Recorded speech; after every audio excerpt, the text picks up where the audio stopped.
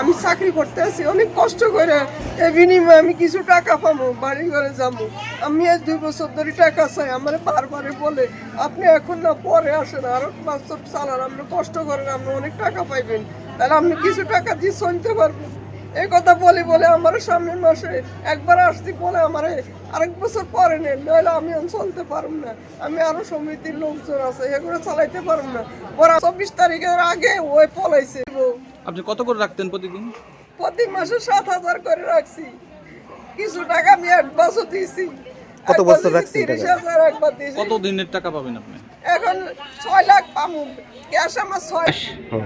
আকাশ, ওর কাছে আমি টাকা পাবো 10 লাখ। আমার অনেক শ্রমের টাকা, গার্মেন্টসের চাকরি করছে, গার্মেন্টসের চাকরি করে দেখেন আমি অ্যাক্সিডেন্টে কিন্তু আমার দাঁত এরকম প্রায় কত বলবো 1.5-2 কোটি টাকা নিয়ে গেছে মানুষের। এমন লোক আছে এই জায়গায় 80 লাখ টাকা পাবে, 70 লাখ টাকা পাবে, 60 লাখ টাকা পাবে ওর কাছে। রাজীব করে একটা ছেলে, ওর বাড়ি আর আকাশের বাড়ির পাশাপাশি, সে পাবে 70 লাখ টাকা এই আকাশের কাছে। এই আকাশের বাবার নাম কি? আকাশের বাপের নামটা আমি আমরা কোনোদিনও বলবো না।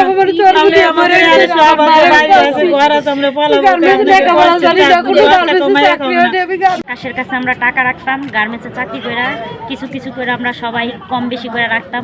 এক একজনের 5 লাখ, 10 লাখ, 20 লাখ আমরা সবাই বিশ্বাস করে ওর কাছে টাকা রাখতাম। ও আমাদের এই যাবৎ পর্যন্ত আমরা রাখতাম, আমাদের দিত নিত, কিন্তু এরকম হুট করে আমাদের কাছ থেকে টাকা নিয়ে চলে যাবো আমরা যাবৎ এই সমিতিটা তৈরি হয়, গঠন করে, ঠিক আছে। তখন ও গার্মেন্টসে চাকরি করতো, চাকরি করার কালীন এই যে গার্মেন্টস ওয়ার্কার যারা আছে তারা করছে কি আস্তে আস্তে টাকাগুলো তার কাছে রাখার পরে মনে করেন যে সবারই বিশ্বাস মানে একটা হয়েছে যে না ঠিক আছে, এত টাকা টাকা মাইরা কোথাও যাবে না।